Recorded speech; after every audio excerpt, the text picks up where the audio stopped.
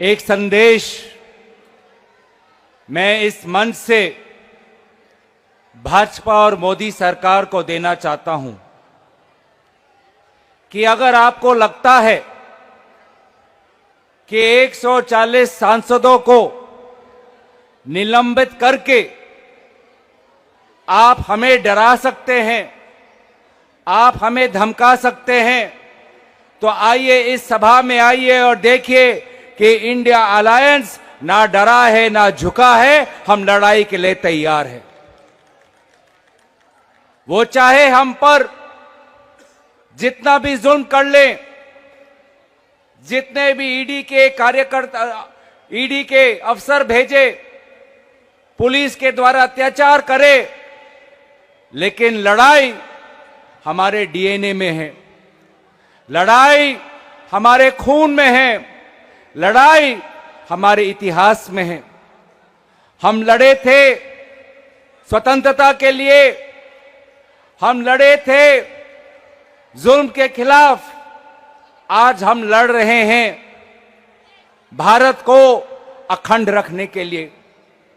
हम लड़ रहे हैं अपने दल के स्वाभिमान के लिए, हम लड़ रहे हैं गरीबों के लिए, किसानों के लिए, श्रमिकों के लिए। हमारी मांग क्या थी?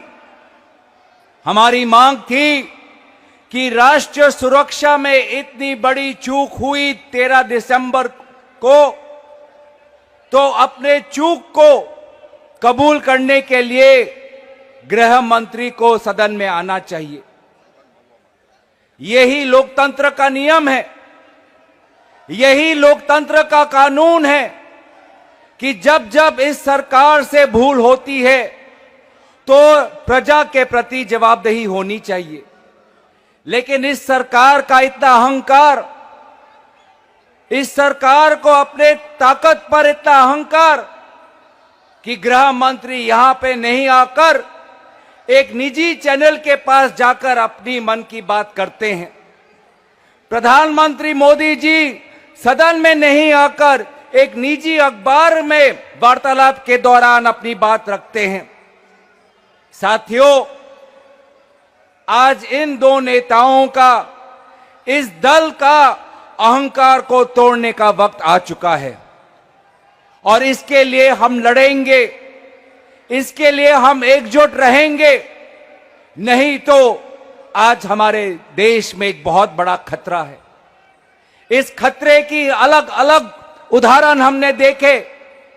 हमने देखा कि मणिपुर में किस प्रकार से आज विभाजन हो चुका है, मणिपुर में लोगों को आज किस प्रकार से दफन किया जा रहा है, हम देख रहे हैं।